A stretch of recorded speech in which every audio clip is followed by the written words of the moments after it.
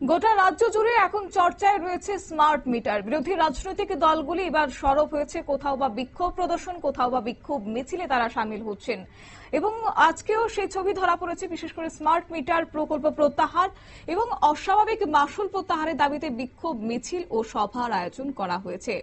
আর নিজেদের অবস্থান জারি করার জন্য আন্দোলনের ময়দানকে বেছে নিচ্ছে এবার রাজ্যের বিরোধী রাজনৈতিক দলগুলো।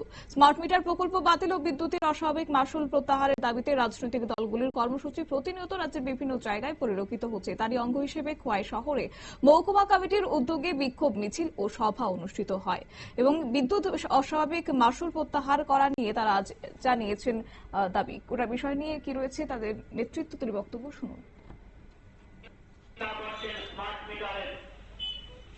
আমাদের বক্তব্য পরিষ্কার, কোন উন্নত প্রযুক্তির আমরা বিরোধিতা করি না।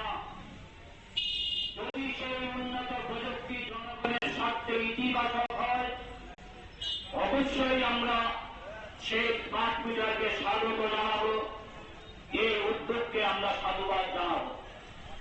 কিন্তু কেন আমাদের বিরোধিতা? আমাদের দেশে বিদ্যুৎ সংক্রান্ত বিষয় নিয়ে যারা গবেষণা করেন, প্রকৌশলীরা, তারা বলছেন স্মার্ট মিটার ব্যবহার করলে পরে সেখানে বিদ্যুতের বিলটা একটু বেড়ে যায়, বিদ্যুতের বিল বাড়বে। আমাদের প্রশ্ন, আপনারা শুনলেন সিপিআইএম নেতৃত্বের বক্তব্য এবং এদিনের এই বিক্ষোভ মিছিল খোয়াইয়ের সুভাষ পার্ক কার্যালয় থেকে বের হয় এবং বিক্ষোভ মিছিল খোয়াই শহর পরিক্রমা করে খোয়াই মহকুমা বিদ্যুৎ কার্যালয়ের সামনে গিয়ে সমাপ্ত হয়। এদিনের এই মিছিলে উপস্থিত ছিলেন সিপিআইএম খোয়াই জেলা কমিটির সম্পাদক পদ্মকুমার দেববর্মা, বিধায়ক নির্মল বিশ্বাস, সিপিআইএম জেলা কমিটির সদস্য পলাশ ভৌমিক সহ অন্যান্য নেতৃত্বরা। নিয়ে নিচ্ছে ছোট্ট একটি বিজ্ঞাপন বিরতির সঙ্গে থাকুন।